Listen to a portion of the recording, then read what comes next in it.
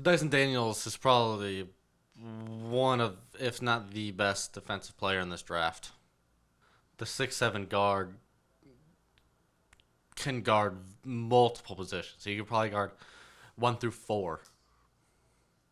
He'll struggle with 4, but he'll do work. He probably was G League Ignite's best player this year. And really proved that with his defense and his playmaking ability, which we'll get into, and his rebounding, which we'll get into. We're going to start with his defense because I think that's what stands out to me the most. As I just said, he is possibly the best defender in this draft class. He's got great foot speed. He's very quick on his feet, very laterally quick. He can keep up with the fastest of the guards. Going along with that, he can pick up from full court. He can full court press you and wreak havoc on you. He's just relentless. He's got very active hands. He knows when to go help. He's got great awareness of when incoming passes are coming. He's very active in the passing lanes. He knows when teams are going to cut. Or not knows when, but he's good at anticipating it and kind of reading it as it comes. And for a 6'7" guard, he averaged 0.8 blocks a game, which is pretty good. Like I said, he gives good help. And when he's coming from weak side and swats a shot a game, pretty much, it's not too surprising. One small gripe I have with his defense is that he could make his way around screens a little bit better. His screen navigation could improve. And I don't think that's something hard to do. I think that's something he'll pick up quickly in the NBA. I'm not too worried about that for him. I feel like I've talked enough about his. I feel like I haven't talked a lot about his defense. Certainly have not talked about it enough to do it justice. Trust me, he is good at defense. If you want to see for yourself, go look up clips of him. He's good at defense. But I'm going to move on to the offensive side of the ball now. He is a terrific passer. He gets the ball out quick. He's got good vision. He doesn't hesitate the passes.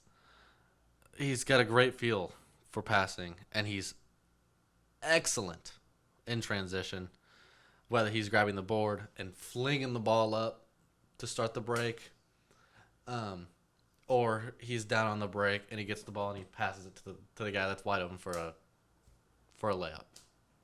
He's fantastic in transition offense. Continuing with his offense, he's got a pretty good floater. He's very comfortable with it when he can get to it. He can do it 1 foot off of 2 feet. He can get a burst speed for a layup. His layup is very unorthodox, and I think it causes a lot of problems for defenders because he jumps when you don't expect him to. He'll sometimes jump on his first step instead of 1-2. He'll just go up on his first, and I think it's on purpose to just throw the defenders off, which is super smart because it does. Moving away from offense before we go into some of his weaknesses on offense, he is a fantastic. He is a good rebounder for a guard. He averaged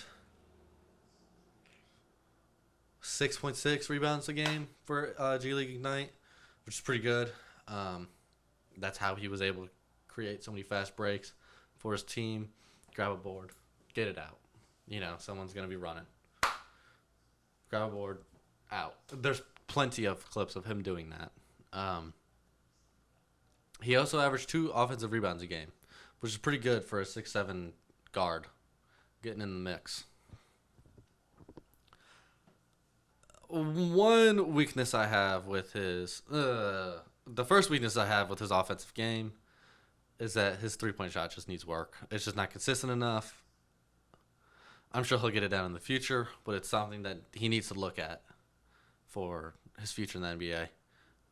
I don't doubt that he'll be able to get one, but if he doesn't, it's the difference between him being a great player and just a decent player, I think. Another thing that kind of separates him from being great and decent is that he can't really create for himself all that much. His handle can be a little sloppy at times. He goes to the same moves a lot. which is easy to stop for these NBA guys that just watch film all the time. If he's going to be playing a lot on one of these teams, you just know his moves before he does them if you watch enough film. But one thing is that he has flashes where he can create for himself, where he can get to the hoop on his own, where he can find himself an open shot and get separation and get to a spot and all that. So he does have flashes of a good shot creator, but his main draw is his passing ability, his playmaking, and his defense. Defense first and foremost, but his passing ability is second, and I'd say his rebounding is third. It's a pretty good combination of things. If all you need to work on is a 3-point shot, I think you got some of the more important things down, like defense. So yeah, I think Dyson will go top 10. I can see him falling out of the top 10, but I don't think he's going to fall out of the lottery.